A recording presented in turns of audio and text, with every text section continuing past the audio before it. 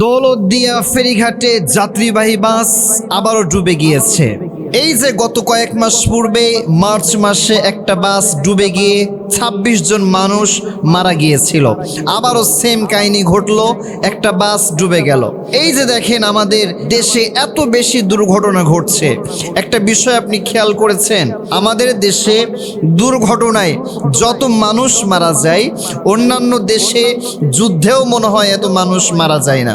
তবে আপনি একটা বিষয় খেয়াল করেন যে এত বেশি আমাদের দেশে দুর্ঘটনা কেন, এত বেশি আমাদের দেশে বিপদ কেন?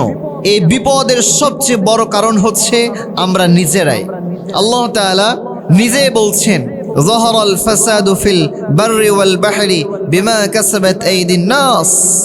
জলে কিংবা স্থলে যা কিছু ঘটে সব কিছু হচ্ছে আমাদের দুই হাতের কামাই। কিন্তু এই ক্ষেত্রে আমি একটা কথা ফার্স্ট অফ অল বলতে চাই, যারা দায়িত্বে আছে তাদেরকে অবশ্যই এই বিষয়গুলো মাথায় রাখা দরকার। এবং এই জায়গাতে কি করলে জনগণের ভোগান্তি কমবে, কি করলে মানুষের রিস্ক কমবে, কি করলে মানুষের সুবিধা বাড়বে, সে বিষয়গুলো মাথায় রেখে কাজ করা দরকার।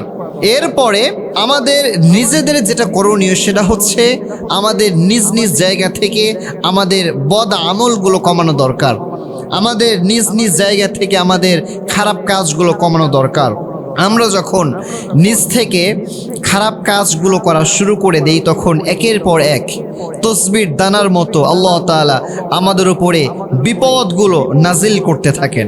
যখন আমাদের গুনাহ বেড়ে যায়, তখন আল্লাহ তাআলা আমাদের উপর একের পর এক আযাব নাজিল করেন, একের পর এক বিপদ নাজিল করেন। এজন্য আপনি খেয়াল করেন, এখন একটু আপনি ডানে তাকাবেন, ডানেও দেখবেন গুনাহ, বামে তাকাবেন, বামেও দেখবেন গুনাহ, সামনে পিছনে সব দিকেই গুনাহ আর গুনাহ। গুনাহ দ্বারা আজকে ভরপুর হয়ে গিয়েছে এবং বাংলাদেশ বর্তমান এমন একটা দেশে রূপান্তরিত হয়েছে, এমন কোনো গুনাহ নাই যে গুনাহটা বর্তমান বাংলাদেশে হচ্ছে না। আস্তে আস্তে আমরা অশ্লীলতার দিক দিয়ে কে কত বেশি সামনে অগ্রসর হতে পারি, কে কত বেশি সামনে এগিয়ে যেতে পারি, এইটা নিয়ে আমরা প্রতিযোগিতা শুরু করেছি। যে যত বেশি অশ্লীলতার দিকে এগিয়ে যাচ্ছে তাকে আমরা তত বেশি সাহসী বলে স্বীকারোক্তি দিচ্ছি। কিন্তু না, খবরদার, নিজেকে গুনাহের দিকে সামনে এগিয়ে নিয়ে যায়েন না। নিজেকে খবরদার, সামনে একটা পা যখন ফেলবেন একটা বার ভাববেন যে আপনি কোন পথে যাচ্ছেন, আপনি কি করছেন, আপনি ভালো কাজ করছেন নাকি খারাপ কাজ করছেন।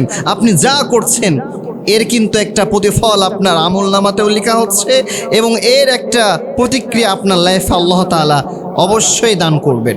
আপনি যদি ভালো কাজ করেন, আপনার এর প্রতিক্রিয়া আল্লাহ তাআলা ভালো একটা কিছু দান করবে। আর আপনি যদি গুনাহের কাজ করেন, দেখবেন পৃথিবীতেই আল্লাহ তাআলা এর একটা প্রতিক্রিয়া দিবে।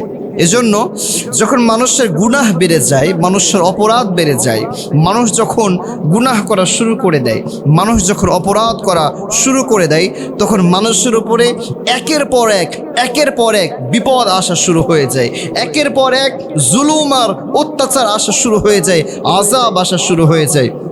এই জন্য আমি বলবো, যদি আমরা নিজেদেরকে সব ধরনের বিপদ থেকে বাঁচাতে চাই, তাহলে আমাদের ফার্স্ট অফ অল এখন যেটা করণীয় সেটা হচ্ছে নিজেদেরকে গুনাহ থেকে দূরে রাখা, নিজেদেরকে খারাপ কাজ থেকে, অশ্লীল কাজ থেকে নিজেকে হেফাজত করা। মাথায় রাখবেন, আমরা যা কিছু করি না কেন, ভাবছেন কেউ দেখে না? আল্লাহ তাআলা কিন্তু আমাদের দুই কাঁধে দুইজন ফেরেশতা রেখে দিয়েছে। কিরামান কাতিবিন ইয়ালামুনা মা তাফআলুন, দুইজন সম্মানিত ফেরেশতা আছে। 24 আওয়ার্স আমি আপনি কি করছি সব কিছু তারা লিখছে। আমি যেখানেই যাই, যা কিছু করি না কেন, আপনি যেখানেই যান, যা কিছু করেন না কেন, তারা 24 আওয়ার্স আপনার সব কিছুই লিখছে। এজন্য বলবো, যদি আপনি চান যে আপনার জীবনটা সুন্দর হোক, আপনি সব ধরনের বিপদ থেকে বেঁচে থাকবেন, তাহলে নিজেকে গুনাহ থেকে দূরে রাখবেন এবং বেশি বেশি ইস্তিগফারের আমল করবেন।